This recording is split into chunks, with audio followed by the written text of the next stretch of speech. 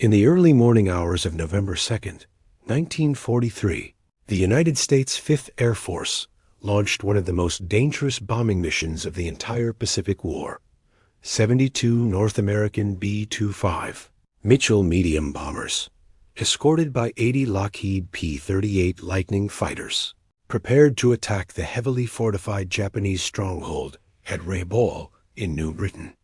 This sprawling naval base represented one of the most heavily defended targets in the Southwest Pacific Theater.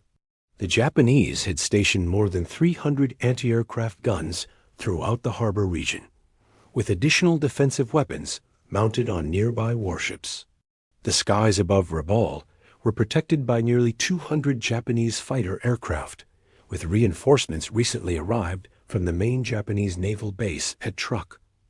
The men of the Fifth Air Force knew they were flying into a hornet's nest, yet the strategic importance of the mission could not be understated. American forces had recently landed on the island of Bougainville, and this growing foothold required protection from the massive Japanese fleet assembled in Simpson Harbor at Rabaul. The B-25 Mitchell had evolved considerably since its introduction in 1941. Originally designed as a medium-altitude bomber, the aircraft had been transformed into a deadly precision instrument of low-level attack. The fighter modifications were extensive and formidable. Squadrons under the command of Major Paul Gunn had equipped their B-25s with 8 forward, firing .50 caliber machine guns mounted in the aircraft nose. Additional firepower came from gun pods mounted externally on both sides of the fuselage. Some versions even carried a 75mm cannon mounted in the belly of the aircraft. This extraordinary armament made the B-25 one of the most heavily gunned attack aircraft of the war. The bomber could carry up to 3,000 pounds of bombs internally in its bomb bay, with provisions for additional ordnance on external racks beneath the wings. With 2 Wright radial engines producing 1,700 horsepower each, the B-25 could maintain speeds around 300 miles per hour, making it fast enough to escape enemy fighters after delivering its attack. The morning briefing on November 2nd began before dawn at the airfields in New Guinea. Flight crews gathered in tense silence as their commanders outlined the target and the opposition they would face. The route to Rabaul took the bombers over vast stretches of the Bismarck Sea, across some of the most treacherous terrain in the entire Pacific. Weather conditions were unpredictable, with towering storm clouds occasionally obscuring the navigation routes. The primary objective was to attack Japanese merchant ships and warships concentrated in Simpson Harbor, using low-level skip bombing tactics that had proven devastatingly effective in previous raids. Skip bombing involved dropping bombs from just above sea level, allowing them to skip across the water like flat stones before striking the hulls of enemy vessels. This method required pilots to maintain precise altitude and course, flying directly into the teeth of enemy defensive fire to deliver accurate attacks. Major Raymond Harwell Wilkins commanded the 8th Bomber Squadron of the 300th Bombardment Group. He was a veteran of 86 previous combat missions, dating back to the earliest days of American operations in the Pacific. Wilkins understood the gravity of the mission and the terrible cost it would exact. During the briefing, he made a fateful decision that would ultimately cost him his life, but gain him the Medal of Honor. He deliberately assigned his aircraft to the position of greatest danger on the left flank of his formation. This position would be closest to enemy anti-aircraft batteries and would encounter the heaviest concentration of Japanese fighter opposition. Rather than delegate this most dangerous slot to one of his other pilots, Wilkins took it upon himself. His aircraft, a B-25C model nicknamed Fifi, had been heavily modified with the full complement of 8 forward-firing machine guns. The temperature in the cockpit was already climbing as the sun beat down on the ramp where the bomber sat loaded with fuel and ordnance. A takeoff proceeded in waves throughout the early morning. 158 airmen and 72 bombers committed themselves to this perilous mission. 3 B-25s experienced fuel transfer problems and turned back shortly after takeoff, reducing the force to 69 aircraft. The remaining bombers formed up with their P-38 fighter escorts and climbed into the humid air above New Guinea. The route to Rabaul would take approximately 450 miles over open ocean and jungle terrain. Navigation depended on careful dead reckoning and visual landmarks, as radio silence had to be maintained to preserve operational security. Any hint of the approaching raid reaching Japanese defenders could prove fatal to the mission. The formation flew at low altitude to avoid detection by Japanese radar installations that were known to be operating in the region. These radar stations had been recently installed and could provide 30 to 60 minutes of advanced warning if the Americans were spotted before they reached the target area. As the bomber formation approached the coast of New Britain, the P-38 fighter escorts began to fan out ahead into the flanks of the bomber stream. These magnificent twin-boomed fighters would serve as the primary defense against the expected Japanese fighter opposition. The P-38 was faster and more maneuverable than most Japanese fighters at altitude, though the nimble Zero remained deadly in close combat. The escort fighters knew that their primary responsibility was to prevent enemy fighters from reaching the bomber formation. The bomber pilots gripped their controls tightly as they neared the target area. Radio discipline was maintained, though some pilots whispered prayers beneath their breath. The anti-aircraft fire began to appear before the bombers even reached Simpson Harbor.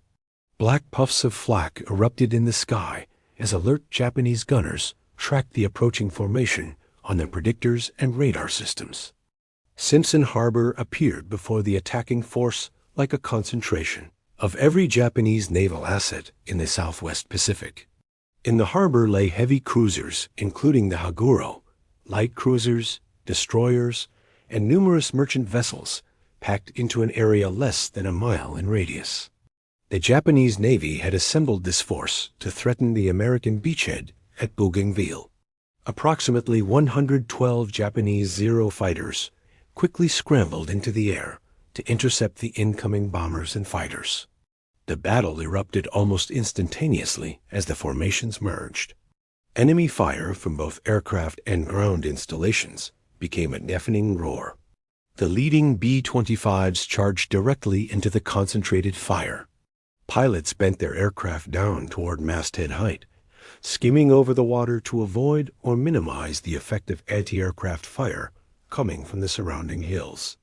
They opened fire with all 8 forward guns blazing, sending streams of .50 caliber bullets across the decks and superstructures of enemy ships. The first attacks struck with devastating effect. Japanese transport vessels erupted in flames as skip bombs struck their hulls. A Japanese destroyer received multiple direct hits that caused fires throughout its length. Ships that had been untouched moments before suddenly transformed into burning wrecks. The commanding vessel in Major Wilkins's squadron attacked methodically, striking multiple targets in the harbor. Wilkins himself charged toward a group of smaller vessels, opening fire with his entire armament. His B-25 had been hit almost immediately by defensive fire from the warships and anti-aircraft guns surrounding the harbor. The controls became increasingly difficult to manipulate as damage accumulated. His vertical stabilizer was partially shot away by fire from a Japanese destroyer. Under normal circumstances, a pilot with such damage would have immediately departed the area and headed for home. But Major Wilkins was not a pilot who abandoned his responsibilities. He still had bombs remaining, and there were still targets to strike. Skimming the water at nearly 200 miles per hour, Wilkins lined up on a large transport vessel and released his final bomb. The explosion sent the transport erupting into flames. Wilkins then took action to ensure his squadron could withdraw safely from the harbor. He spotted a heavy cruiser lying directly in the path of the other B-25s beginning their retirement. Without hesitation, Wilkins turned his damaged aircraft directly toward the warship and swept its decks with machine gun fire. The cruiser's guns responded with renewed intensity, their shells tearing into the B-25. The remaining portions of Wilkins's vertical stabilizer were completely shot away. Control of the aircraft became nearly impossible as the bomber began to slip sideways through the air. To prevent his crippled aircraft from colliding with the other bombers attempting to withdraw, Major Wilkins made a final decision. He rolled the B-25 over on its back, presenting the vulnerable belly and wings to the concentrated fire from the Japanese warship below. Shells tore through the aluminum skin of the aircraft, ripping away the left wing.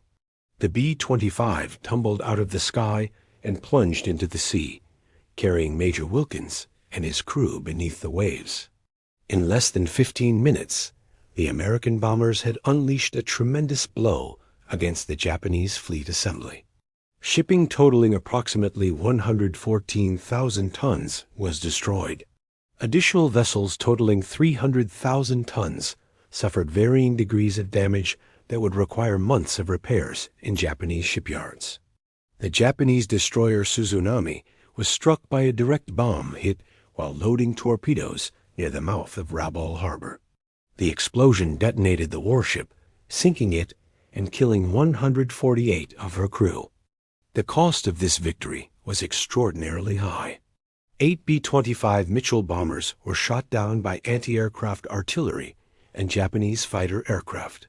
10 of the P-38 Lightning fighters were also lost in the engagement. A total of 45 American pilots and aircrewmen made the ultimate sacrifice on that November morning. The 5th Air Force would come to refer to this date as Bloody Tuesday in honor of those who fell. Despite the terrible casualties, the raid accomplished its strategic objective. The Japanese surface forces could no longer seriously threaten the American beachhead at Bougainville. The naval assembly that had been planned to destroy the amphibious landing was now rendered impotent. Additional raids in the days and weeks following would further degrade Japanese naval power in the region. Major Raymond Harwell Wilkins was posthumously awarded the Medal of Honor for his extraordinary bravery, leadership, and self-sacrifice. His name joined that of other American heroes who gave their lives to advance the cause of freedom in the Pacific. The B-25 Mitchell bomber proved itself on that day to be one of the most lethal weapons in the American arsenal. The aircraft's reliability, speed, and versatility made it one of the most successful medium bombers of the entire war. Approximately 9,800 B-25s were manufactured during the conflict. They served in every theater of operations. In the Mediterranean and European theaters, B-25s operated as medium-altitude bombers, delivering ordnance against enemy installations. In the Pacific theater, the B-25 found its true calling as a low-level attack bomber and precision ground attack weapon. The Mitchell was cheaper to manufacture than competing designs like the Martin B-26 Marauder and the Douglas A-20 Havoc. It required 25% fewer man-hours to build compared to the B-26, allowing American industry to produce vast numbers of these aircraft to meet the insatiable demands of the air war. Under the brilliant leadership of General George Kenney, commander of the 5th Air Force, the B-25 evolved into a devastating anti-shipping weapon. Kenney possessed both flying experience and an innovative tactical mind. He encouraged his commanders to experiment with new methods of attack and encouraged modification of aircraft to maximize their combat effectiveness. The concept of skip bombing, refined through trial and experimentation, proved particularly effective against Japanese merchant shipping and warships. The technique required pilot skill of the highest order. Maintaining altitude just above sea level while approaching a moving target at high speed required absolute concentration and nerves of steel. One pilot who participated in these missions noted that if they encountered a cow during a low-level bombing run, they would fly around it rather than risk hitting an obstruction while at such a critical altitude. The Japanese recognized the growing threat posed by the modified B-25s and took measures to counter the threat. Anti-aircraft defenses were reinforced with additional guns and improved fire control systems. Fighter squadrons were maintained at higher alert status and reinforced with aircraft rotated in from other areas of the Pacific. Despite these defensive measures, The B-25 raids on Japanese shipping in the Southwest Pacific continued to inflict heavy losses. The destroyer Kiyoami was sunk by skip bombing attacks carried out by B-25 Mitchells. The light cruiser Sundai was damaged in operations coordinated with naval forces. The seaplane tender Nishin was sent to the bottom carrying valuable cargo, including medium tanks and 600 troops. The cumulative effect of these raids was to severely degrade Japanese naval power in the region and prevent coordinated fleet operations against American forces. The B-25 Mitchell served until the very end of the war in the Pacific. In the final months of the conflict, modified versions of the aircraft operated as specialized anti-shipping platforms and fighter bombers.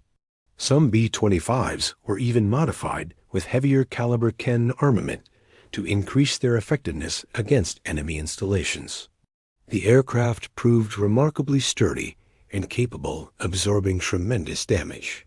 One famous B-25 nicknamed Patches flew more than 300 combat missions.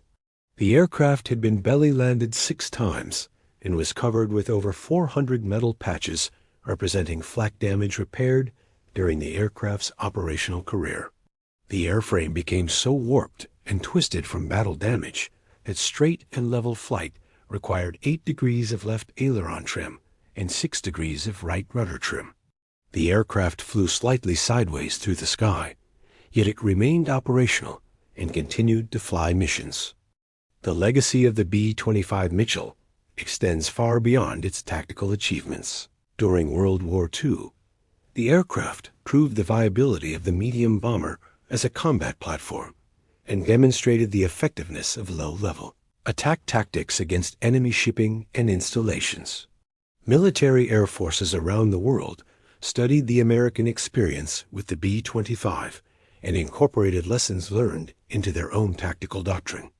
After the war ended, numerous B-25s were retained in service with the United States Air Force. Many were converted to training configurations and redesignated as TB-25 trainers. The last example of the B-25 was not retired from American service until January 31, 1959. Some aircraft were transferred to Allied air forces, including the Royal Air Force and the Soviet Red Air Force. The Dutch, British, and many other nations operated the B-25 for years following the end of the war.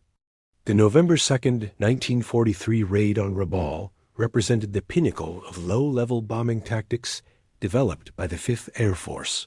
The successful destruction of enemy shipping in Simpson Harbor and the damage inflicted on Japanese warships contributed directly to the eventual outcome of the Pacific Campaign. The bravery demonstrated by men like Major Raymond Harwell Wilkins became legendary among the bomber crews of the 5th Air Force. His willingness to place himself in the position of greatest danger and his final sacrifice to protect his squadron set an example of leadership that inspired countless others. The B-25 Mitchell had proven itself to be not merely a bombing platform, but an instrument through which brave men could project American power and determination. The aircraft's combination of speed, firepower, and reliability made it ideally suited to the demanding requirements of the Southwest Pacific Campaign. The story of the B-25 and its crews represents one of the most important chapters in the history of American military aviation during the Second World War.